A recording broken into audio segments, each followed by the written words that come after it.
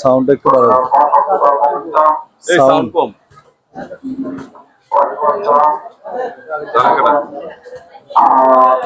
যারা উপস্থিত আছেন এলাকার গণ্যমান্য ব্যক্তিবর্গ এবং যারা অভিভাবকের বৃন্দ এবং এই ওয়ার্ল্ড ফাউন্ডেশনের যারা পরিচালনা করছে আয়োজক, তাদেরকে ধন্যবাদ জানাচ্ছি।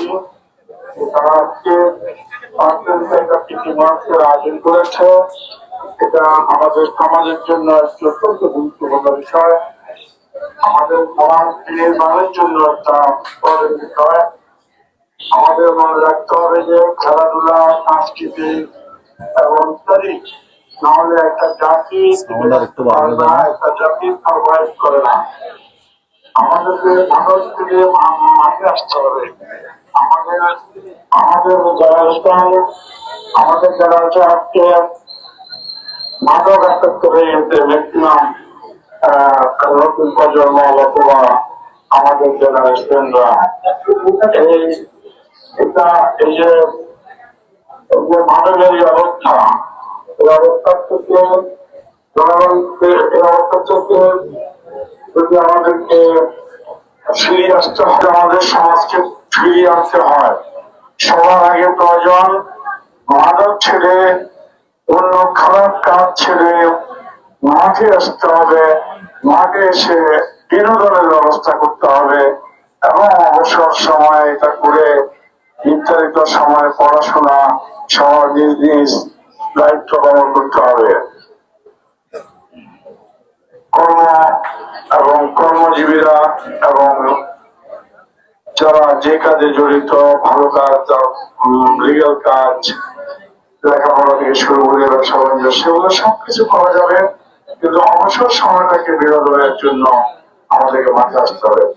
তো আমি আজকের আয়োজন এবং খেলোয়াড়দেরকে এবং অঞ্চলের এই মাঠের বিশাল দর্শকদেরকে আমি অত্যন্ত ধন্যবাদ ও কৃতজ্ঞতা জানিয়ে এবং আপনারা যে অনুষ্ঠান করেছেন ফাউন্ডেশনের কর্মকর্তাদেরকে কৃতজ্ঞতা জানিয়ে আপনাদের সবাইকে সালাম জানিয়ে আমি আমার বক্তব্য এখানে শেষ করছি। আপনারা আমার জন্য দোয়া করবেন, আমি আপনাদের জন্য দোয়া করছি। জি, আসসালামু আলাইকুম। আমরা আমাদের আয়োজনের পক্ষ থেকে পদুদিয়া ফাউন্ডেশন এবং পাঞ্চরী ফুটবল অ্যাসোসিয়েশনের পক্ষ থেকে আমরা প্রধান অতিথি হিসেবে আজকে ভার্চুয়ালি অংশগ্রহণ করেছেন। আমাদের উদ্দেশ্যে গুরুত্বপূর্ণ বক্তব্য রেখেছেন সাবেক সাংসদ জননেতা জনাব পদুদিয়াকে কৃতজ্ঞতা জ্ঞাপন করছি। ওনার মূল্যবান বক্তব্য আমাদের উদ্দেশ্যে বলা।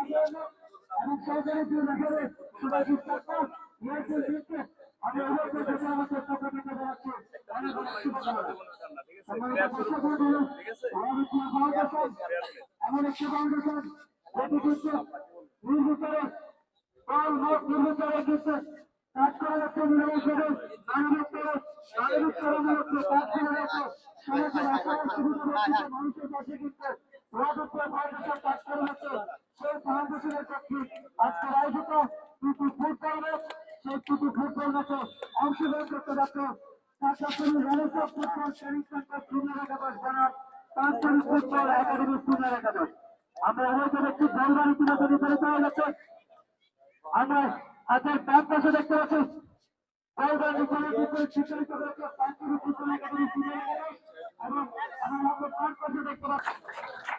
একজন একজন, হ্যাঁ